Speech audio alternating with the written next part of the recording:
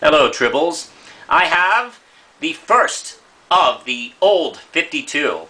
Now, for those of you who aren't aware of this series, this is the premiere episode, and I've been inspired by DC's New 52 to go back in time and grab #1 issues from now defunct series. Now, they can be from big characters like Batman to not so big characters like maybe the one I'm going to show you right now. Because, you know what? It's funny how people get all excited about #1s and then they completely forget about them. And they're all these titles seem to kind of deserve their own spotlight in the sun. So that's what we're going to try to do for you right now. And my first old 52 #1 is ROM #1 from Marvel Comics. Yeah.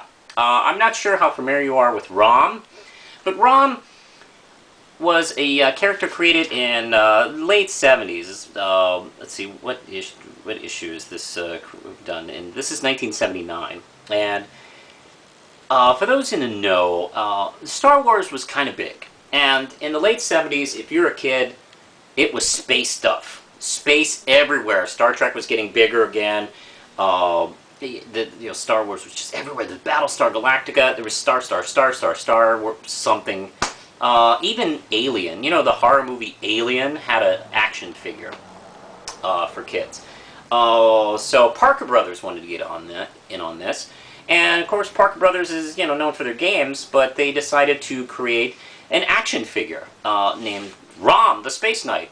And what was interesting about him was he was an electronic toy, and then of course that was really in at that time. His eyes lit up, his weapons lit up, and he was supposed to come down to Earth to hunt aliens, the dire wraiths, and they were disguised as humans. And he had one thing that would light up to indicate if someone was a really an alien, and then he had a weapon that would light up, and his eyes would light up too. He was cool.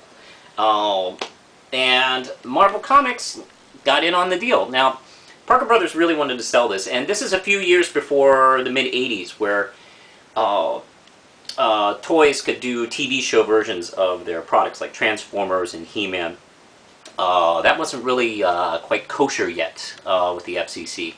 So, the next best thing was to do things like comic books. And here we go. This is issue 1.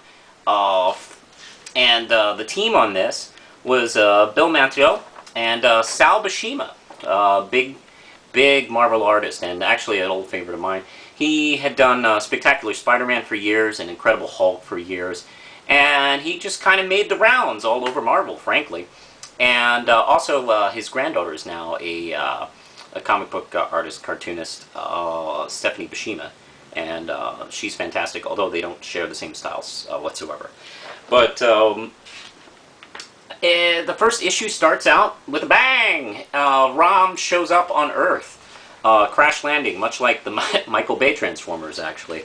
And he almost gets hit by a car driven by this girl named Brandy, who will be our girlfriend for the duration of the series. ROM isn't actually a robot. He is actually a cyborg. I'll get into that in just a second. He lands in this small town, and he starts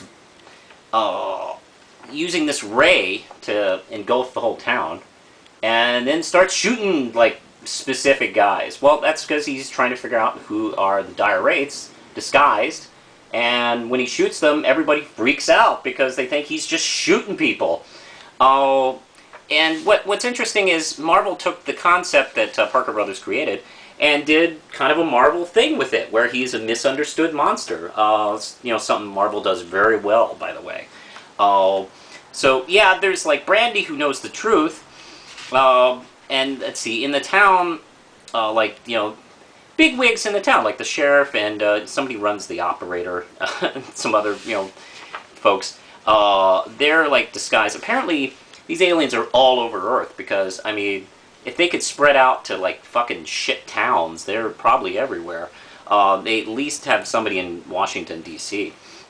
Now we get to the backstory, which Rom explains to Brandy how he came to Earth, and explains their whole war with the dire wraiths, with this space sequence. And Rom actually was a volunteer because his race had gone without war, without violence for years and years and generations and such like that.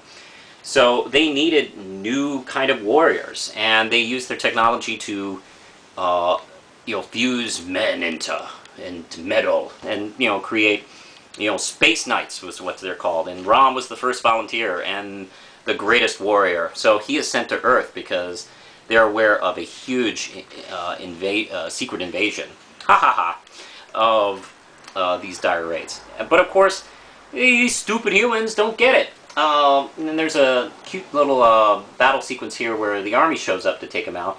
And there's a few soldiers in that group that are dire wraiths. They're everywhere. And let's see. It ends with Rom taking off because he feels like he's taken care of that town's small grouping. What I love is he blasts them and he sends them to a dimension called Limbo, not dead. I don't know. It's a little mysterious. It's a little funky about, is he killing these guys or just sending them to Limbo, which, I don't know, may mean dead to me. They have smoking, every time he blasts them, they leave this smoking husk.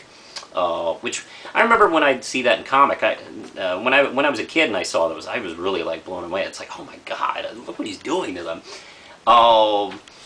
This is a lot of fun. I really adore Rom. Unfortunately, because he is created by Parker Brothers, he was kind of a licensed bit from Marvel. So Marvel hasn't been able to bring him back. By the way, Marvel used Rom in their Marvel universe. So he ran into characters like Spider-Man and the Hulk, and I believe Rogue from the X-Men made one of her first appearances in this book. Like her third appearance in comics, she runs into him. I have those issues. But I really dig this. You can actually pick up a lot of these very cheaply. The first issue cost me like $5, and you could probably get it for cheaper. And a lot of these issues will probably be around $1 if you can find them. I totally recommend checking these out. This is ROM #1. Now, that's the first of the old 52. What will be next? Find out next week. Push the button, Lindsay.